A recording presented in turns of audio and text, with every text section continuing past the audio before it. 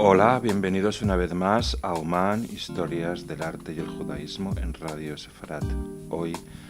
nos vamos a ir a recorrer un triángulo entre Berlín, París, Ámsterdam,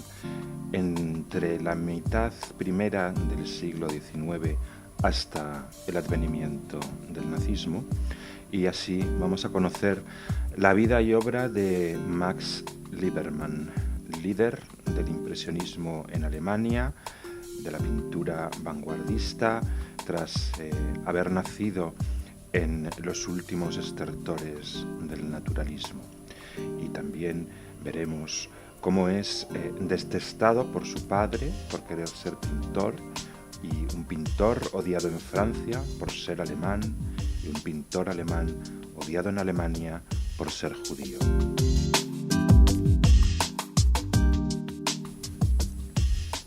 Max Liebermann nació en Berlín el 20 de julio de 1847,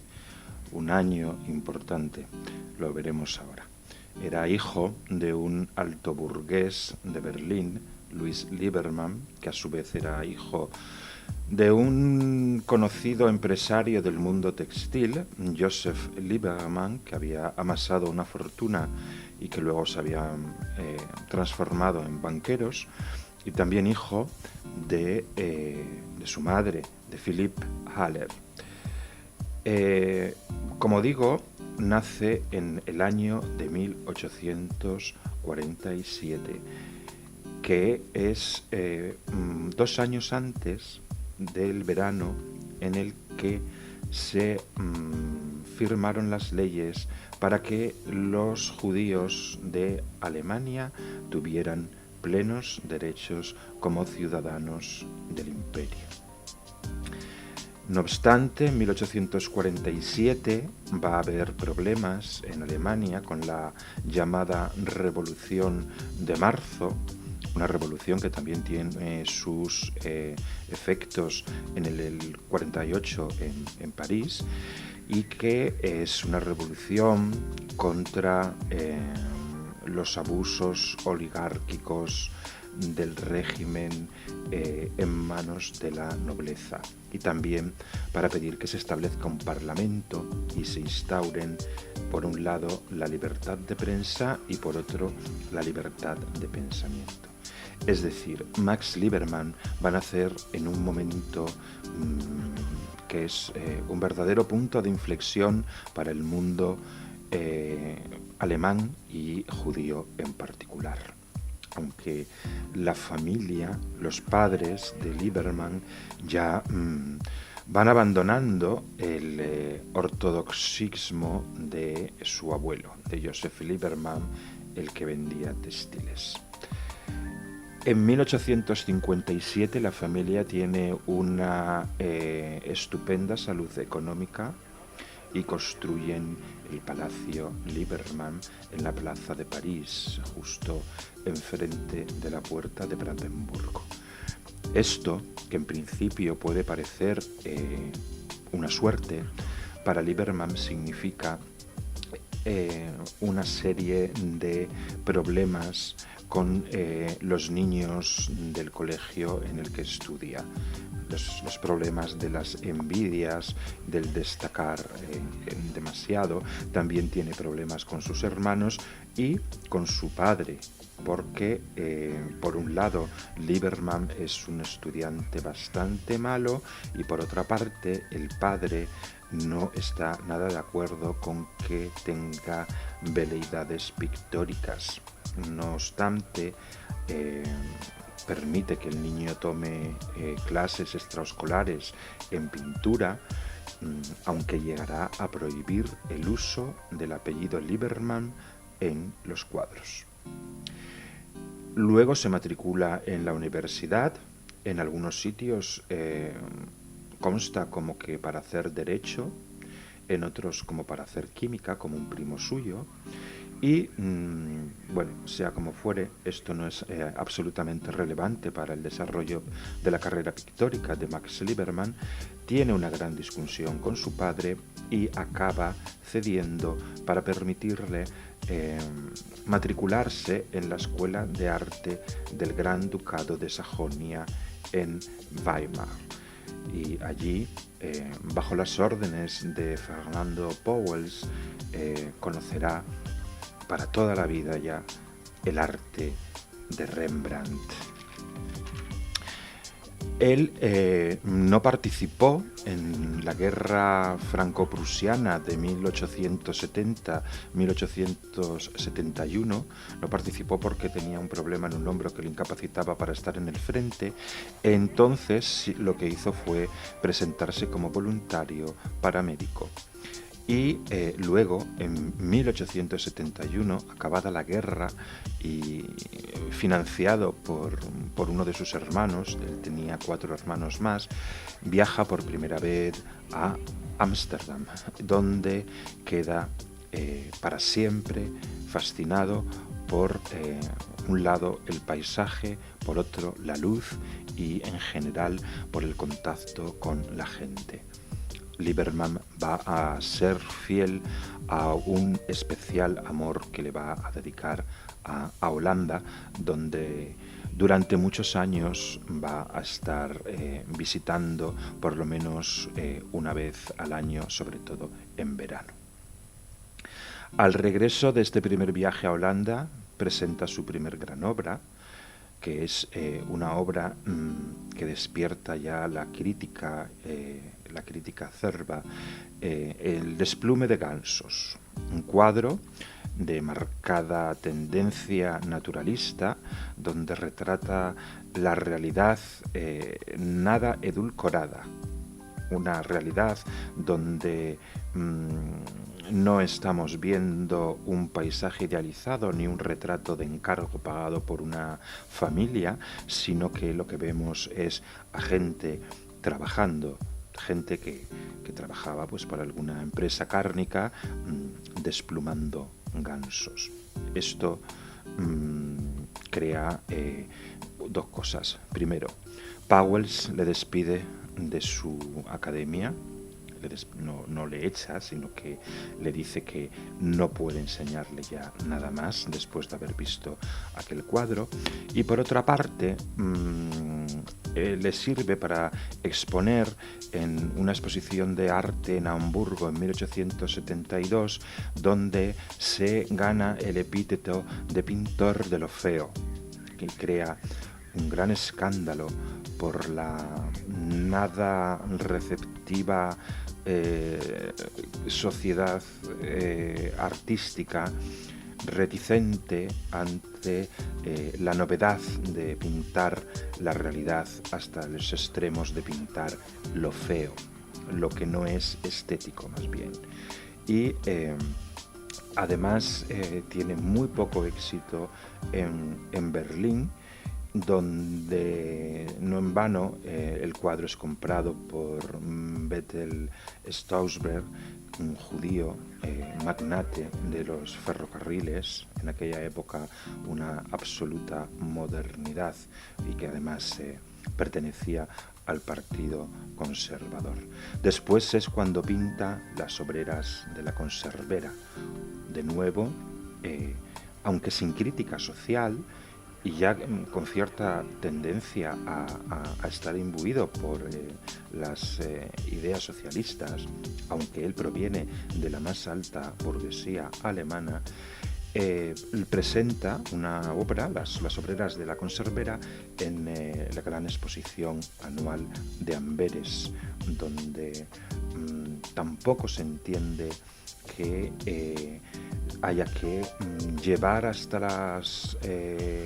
galerías y los museos a esta gente humilde de la clase trabajadora, de esta pintura totalmente ajena al sentimentalismo y que tiene, para los que puedan observarlo, un leve prurito de denuncia social.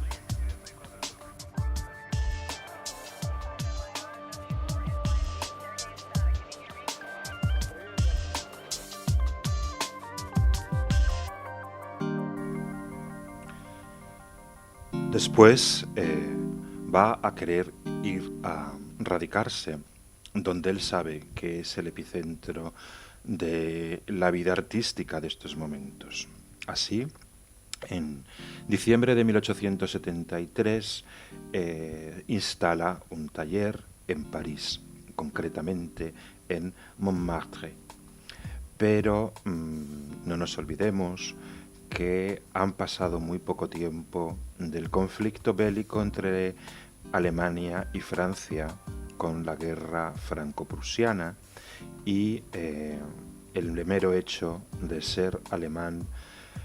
no le hacía ser bien recibido en las órbitas artísticas del momento y además su talento era objeto de críticas negativas, sobre todo por el cuadro famoso de los gansos.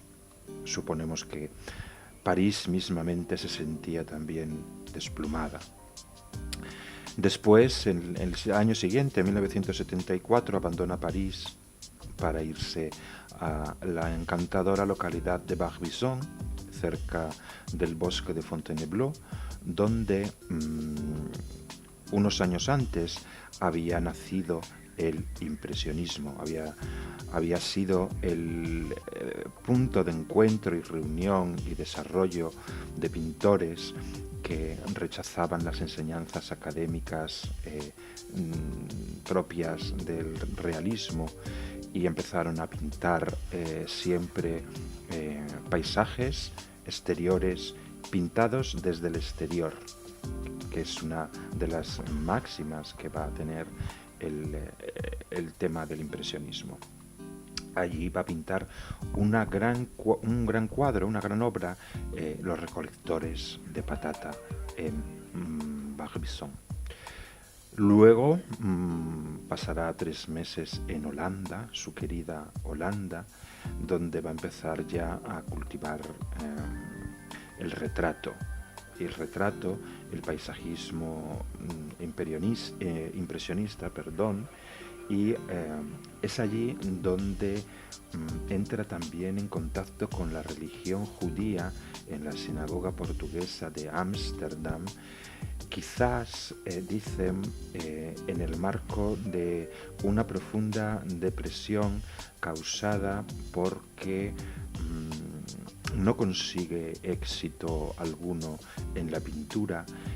se siente rechazado en París y entonces abandona Francia definitivamente para radicarse en Múnich,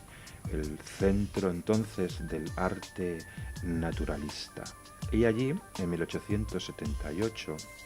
va a pintar un cuadro que se titula El Niño Jesús con 12 años en el templo, que le va a causar un gran problema, un gran escándalo periodístico, incluso en prensa se recogió mucho sobre el hecho de que un judío se permitiera pintar al niño Jesús más feo que ha habido en la historia del arte. Esto, la pintura realista, católico bávara, no se lo va a perdonar jamás. Y es la época en que empieza a ser verdadero objeto de crítica, cuando sabemos que viene de una depresión por haber tenido este rechazo en París. En 1890, no obstante, se instala en Berlín y ya como pintor líder del impresionismo berlinés. Además ingresa en la Academia de Bellas Artes, publica ensayos sobre Manet, abandona los cuadros con temáticas del mundo rural para dedicarse a pintar paisajes y documentar pictóricamente el ocio de la burguesía alemana de fin de siglo y con algo que le va a diferenciar un poco de la idiosincrasia de la pintura alemana, en la que predomina una gran importancia al tema y él va a estar más interesado por los estudios de la incidencia de la luz, que es algo mucho más francés. En 1897 él va a participar en la gran exposición de arte de Berlín, que le vale como entrada triunfal ya en el mundo del arte. En 1906 se va a construir a las afueras, casi ya en la zona de Potsdam, Villa Guanasí, un sitio donde va a pintar grandes retratos, uno de ellos, por ejemplo, maravilloso, de Alfred Einstein, y va a ser nombrado presidente de la Confederación de Artistas Alemanes. Además, va a publicar en emblemáticas instituciones pictóricas del mundo alemán, como la Neue Pinakothek de München, también en Estrasburgo, en Leipzig, y en 1920 va a ser nombrado presidente de la Academia Prusiana de Artes, la más distinguida institución artística de Alemania, que va a presidir durante 13 años. También recibirá la máxima condecoración, el escudo del águila del Imperio Alemán, y todo parece que ya va bien encaminado, que ha triunfado, pero en 1933, es decir, con el advenimiento del nazismo en Alemania, Max Liebermann dimite de todos sus cargos porque el nazismo prohíbe el arte judío, y murió defenestrado en 1935 a la edad de 87 años de edad. Su esposa, Martha Liebermann, en 1943 recibió una orden de deportación y antes de asimilar el hecho se suicidó el 10 de marzo de ese mismo año. Y esto es hoy el tema que hemos querido tratar en Oman, para también recordar que a partir del 24 de marzo del 2018 hay en La Haya